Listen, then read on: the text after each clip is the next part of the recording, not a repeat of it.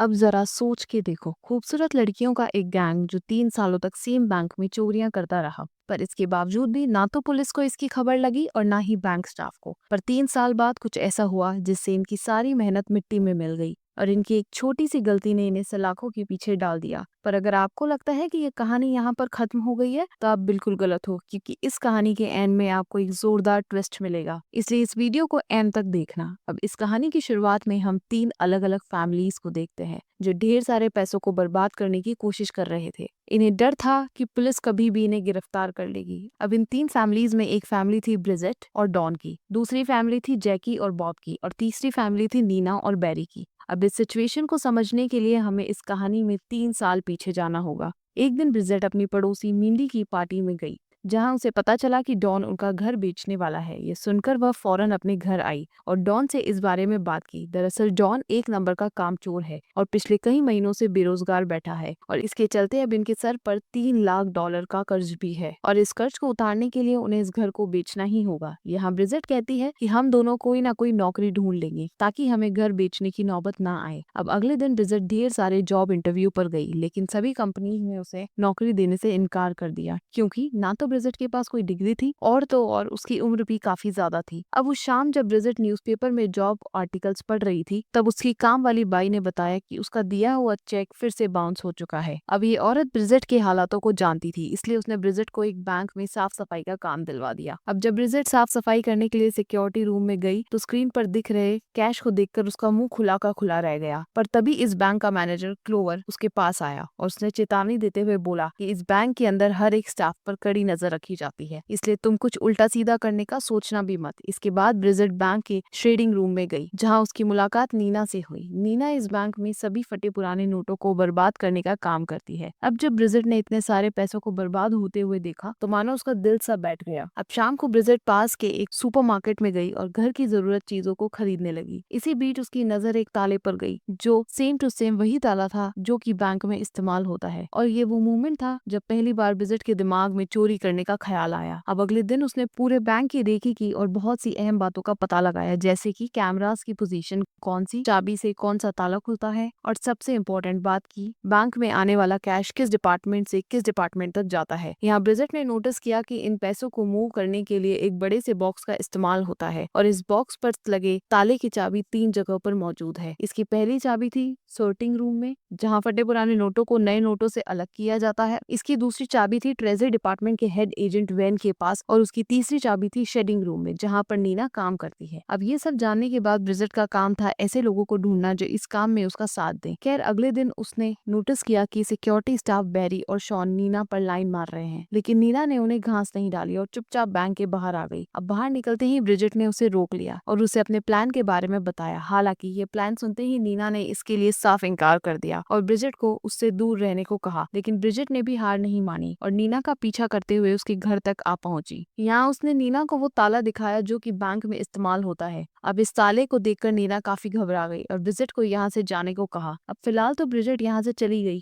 पर अगले दिन उसने नीना से लॉकर में बहुत से महंगे स्कूल के प्रोस्पेक्ट्स डाल दिए। ये देखकर नीना का मन भी बदल गया, क्योंकि वह अपने बच्चों को अच्छे से अच्छे स्कूल में भेजना चाहती थी। फाइनली वो ब्रिजेट के प्लान में शामिल हो गई और अब इन्हें केवल एक साथी की जरूरत थी, इसलिए इन्होंने जैकी नाम की एक लड़की को चुना, क्योंकि वो काफी खुशमिजाज थी, इसलिए बैंक में किसी को भी उस पर शक नहीं होता। इसके बाद ये तीनों एक बार में पहुंचे और अपने प्लान को डिस्कस करने लगे। उन्होंने जैकी को पूरा प्लान समझाया और जैकी बिना कोई सवाल किए इस प्लान में शामिल हो गई। अब इस प्लान को अंजाम देने के लिए उन्होंने एक स्पेशल कोड बनाया, और वो कोड था अपने आईब्रोज को टच करना। अब अगले दिन ब्रिजेट ने उस नए ताले को अपनी बेल्ट में छुपा लिया और जैसे तैसे करके उसे बैंक के अंदर ले आई। अब लंच के दौरान ब्रिजेट ने वो स्पेशल इशारा किया और यहाँ नीना ने भी उसका साथ दिया, पर जैकी ने अपना सर ना में हिलाया, जिसका मतलब था कि वो इस प्लान के लिए तैयार नहीं है। अब पूछे जाने पर जैकी ने बताया कि मेरा दिल कहता है कि आज कुछ बुरा होने वाला है। ये सुनकर ब्रिजेट और नीना ने उसे खूब डांटा, क्योंकि उसके चलते आज इनका प्लान फेल हो गया। हालांकि शाम होते होते जैकी की बात सच हो गई, क्योंकि आज ग्लोवर ने सभी एम्प्लॉयज का एक रैंडम सिक्योरिटी चेक करवाया और आज जैकी के चलते ये लोग पकड़े जाने से बच गए। अब अगले दिन इन सभी ने दोबारा से वही इशारा किया और फाइनली इस चोरी की शुरुआत हो गई। अब सबसे पहले ब्रिजेट इंस्पेक्शन रूम में गई और बड़ी सफाई से एक बॉक्स पर लगे ताले को अपने ताले से बदल दिया। इसके बाद वो जैकी से मिली और उसे उस बॉक्स का नंबर बताया जिसके ताले को उसने चेंज किया था। साथ ही उसने नीना को एक लिफाफा लिफाफा दिया जिसके अंदर उस बॉक्स का नंबर और उसका असली ताला मौजूद था। इसके बाद जैकी शॉटिंग रूम में गई और 4937 वाले बॉक्स को उठाकर शेडिंग रूम की तरफ जाने लगी। अब रास्ते में वो एक लिफ्ट के पास रुकी और अपने हाथों को इस तरह से एडजस्ट किया जिससे वह कैमरा में दिखाई न दे। इसके बाद उसने बड़ी सफाई से उस ताले को खोल दिया और नोटों के ढेर सारे बंडल्स को पीछे मौजूद कचरे के डब्बे में डाल दिया। अब अपना काम पूरा करने के बाद वो शेडिंग रूम में पहुंची जहाँ नीना ने उस नकली ताले को निकालकर उस पर बैंक वाला असली ताला लगा दिया था ताकि किसी को भी इन पर शक न हो। वहीं दूसरी ओर ब्रिजेट ने डस्टबिन से एक कचरे का बैग निकाला जिसके अंदर वो सारे पैसे मौजूद थे। इसके बाद ये तीनों टॉयलेट में मिली और इन सारे पैसों को अपने कपड़ों में छुपा लिया। अब दिन खत्म होने के बाद जब सारे एम्प्लॉयज बैंक से निकलने लगे तब ब्रिजेट और नीना ने देखा कि जैकी के पैंट से कुछ नोट बाहर निकल रहे थे। जहाँ ब्रिजेट ने उसे इशारा भी किया पर इस मंद बुद्धि को कुछ समझ नहीं आया। अब नीना ने बैरी से फ्लर्ट करके उसका ध्यान बटाया और इस मौके का फायदा उठाकर ब्रिजेट ने जैकी को अच्छा वाला इशारा किया। पर तभी न जाने क्यों बैंक मैनेजर ग्लोबर आग बबूला होकर ब्रिजेट की तरफ आने लगा। दरअसल जल्दबाजी में ब्रिजेट ने अपना आई कार्ड बैंक में ही छोड़ दिया था जिसके लिए ग्लोबर ने उसे खूब डांटा और आगे से ध्यान रखने को कहा। अब इस दौरान जैकी की नजर भी उन नोटों पर गई और उसने दोबारा से उन्हें अंदर धकेल दिया। फाइनली ये तीनों सही सलामत बैंक से बाहर आ गए और फौरन ब्रिजेट के घर पहुंचे। इसके बाद इन्होंने पैसों की गिनती की और इन्हें आपस में बांट लिया। इन तीनों ने सिर्फ एक दिन के अंदर $90 की चोरी की थी। अब इतने सारे पैसे देखकर ये सभी खुशी के मारे पागल हो गए और एक दूसरे पर पैसों की बारिश करने लगे। लेकिन अगले ही पल डॉन कमरे में एंटर हुआ और इतने सारे पैसे देखकर उसका दिमाग भी सुन्न हो गया। अब ब्रिजेट ने उसे पूरी बात बताई जिसे सुनकर डॉन को काफी गुस्सा आया। उसने ब्रिजेट को ये सब करने से मना किया लेकिन ब्रिजेट ने भी साफ साफ कह दिया कि जब तक उनका कर्ज उतर नहीं जाता वो ये चोरियां करती रहेगी। अब अगले दिन नीना अपने शहर के सबसे बड़े स्कूल में गई और यहाँ अपने बच्चों का एडमिशन करवाया। वहीं दूसरी ओर ब्रिजेट डॉन के साथ बैंक में गई और अपने आधे कैश को बैंक में रखवा दिया। अब ऐसे ही दिन गुजरते गए और ये तीनों औरतें बैंक में लगातार चोरियां करती रही। अब चाहे बैंक में कितनी भी सिक्योरिटी क्यों ना हो ये लोग चोरी करने का कोई ना कोई रास्ता ढूंढ ही लेते हैं। अब कुछ महीनों की चोरी के बाद ब्रिजेट के पास इतने पैसे हो चुके थे कि उसने अपना घर बेचने की कोई जरूरत नहीं थी। अब इस खुशी को सेलिब्रेट करने के लिए ये सभी एक बार में मिले जहाँ नीना और डॉन ने ये सुझाव दिया कि अब उन्हें ये चोरी बंद कर देनी चाहिए क्योंकि अब तक वह काफी पैसा इकट्ठा कर चुके हैं। हालांकि ब्रिजेट ने इसके लिए साफ इनकार कर दिया और इन दोनों से कहा कि हमें तो इतने पैसे इकट्ठा करने हैं जिसमें हम अपनी बाकी की जिंदगी आराम से गुजार सकें। अब जैकी और उसका बॉयफ्रेंड भी ब्रिजेट की बात से सहमत थे इसलिए उन्होंने चोरी करते रहने का फैसला किया। अब थोड़ा मनाने के बाद नीना भी इसके लिए राजी हो गई लेकिन उसने ये शर्त रखी कि हम में से कोई भी इतनी महंगी चीज नहीं खरीदेगा जिससे टैक्स डिपार्टमेंट या फिर बैंक को हम पर शक हो। अब यहाँ तो ब्रिजेट ने ये शर्त मान ली लेकिन अगले ही दिन वो एक ज्वेलरी स्टोर में गई और $60,000 की एक अंगूठी खरीद ली। लेकिन जब नीना को इसकी खबर लगी तो उसने ब्रिजेट के हाथ से वो अंगूठी छीनकर उसे टॉयलेट में फ्लश कर दिया। अब थोड़े दिनों बाद नीना इसी बाथरूम में ब्रिजेट का इंतजार कर रही थी ताकि वो उस बॉक्स का नंबर और वह असली ताला ले सके। लेकिन हर दिन के मुकाबले आज ब्रिजेट को आने में थोड़ी देर हो गई और इस जल्दबाजी में जब उसने लॉक बैग नीना की ओर फेंका तो वो उसे कैच नहीं कर पाई और नकली ताले की चाबी गलती से बेसिन में जा गिरी। अब जरा गौर करो उस नकली ताले की एक चाबी थी ब्रिजेट के पास और दूसरी चाबी थी जैकी के पास। लेकिन ये लोग जैकी से वो चाबी नहीं मांग सकते थे क्योंकि इनके पास उसका फोन नंबर नहीं था और अगर ये चाबी लेने के लिए ऊपर जाते तो सिक्योरिटी को इन पर शक हो सकता था। अब यहाँ ब्रिजेट ने डॉन को फोन किया और उसे पूरी बात बताई। इसके बाद डॉन जैकी के बॉयफ्रेंड बॉब के पास गया और उसे जैकी को कॉल करके सब कुछ बताने को कहा। अब जब जैकी को ये बात पता लगी तो उसने ब्रिजेट तक चाबी पहुंचाने का एक नया तरीका ढूंढा। उसने इस बारे में बॉब को बताया और फौरन अपने काम पर लग गई। इधर डॉन ने ब्रिजेट को कॉल किया और उसे पूरा प्लान समझाया लेकिन इस बीच ग्लोवर ने देखा कि ब्रिजेट काफी देर से टॉयलेट के अंदर मौजूद है। ये देखकर उसे शक हुआ और वो जांच करने के लिए टॉयलेट में आ पहुंचा। हालांकि ब्रिजेट डरने की बजाय ग्लोवर पर चिल्लाने लगी कि इतना गंदा टॉयलेट साफ करने के बाद भी उसकी सैलरी इतनी कम है। अब ब्रिजेट का यह रूप देखकर ग्लोवर भी काफी घबरा गया और फौरन टॉयलेट से बाहर आ गया। वहीं दूसरी ओर जैकी बिल्डिंग की लिफ्ट तक पहुंची और चाबी को एक चुंगम में लपेटकर उसे लिफ्ट के अंदर चिपका दिया। इधर ग्राउंड फ्लोर पर ब्रिजेट ने चुंगम से वो चाबी निकाली और फौरन नीना की ओर भागी। इधर नीना असली चाबी से उस नकली ताले को खोलने की कोशिश कर रही थी। ये देखकर बैरी उसकी मदद करने पहुंचा पर वो भी उस ताले को नहीं खोल पाया। तभी यहाँ पर ब्रिजेट आ गई और बैरी का ध्यान भटकाकर उस चाबी को नीना की ओर फेंक दिया। हालांकि बैरी को इन पर शक हो गया क्योंकि नीना ने वो ताला खोल तो दिया पर उसकी असली चाबी अब भी नीचे लटक रही थी। और अब काम के बाद बैरी नीना से मिलने गया और उसे पूरी बात बताई। उसने नीना से बोला कि तुम और तुम्हारे दोस्त बैंक में चोरी करना बंद कर दो वरना मैं पुलिस को सब कुछ बता दूंगा। अब उस शाम ये तीनों बार में मिले जहाँ नीना ने खुलासा किया कि बैरी को हमारे काले कारनामों का पता चल चुका है। अब यहाँ ब्रिजेट ने नीना को एक आइडिया दिया पर उसे ये आइडिया बिल्कुल पसंद नहीं आया। दरअसल ये जानते थे कि बैरी नीना को पसंद करता है। इसे ब्रिजेट ने बोला कि अगर तू बैरी को पटा ले तो वह तेरी सारी गलतियां माफ कर देगा। अब पहले तो नीना इसके लिए नहीं मानी पर थोड़ा फोर्स करने के बाद वह भी इसके लिए राजी हो गई। अगले दिन वह बैरी के घर पहुंची और उसने अपने प्यार का इजहार किया। इसके साथ ही उसने बैरी को अपनी टीम में शामिल होने का ऑफर भी दिया। हालांकि बैरी ने इसके लिए साफ इनकार कर दिया और नीना को यहाँ से जाने को कहा। अब अगले दिन ब्रिजेट ने बैरी को बाथरूम में घेर लिया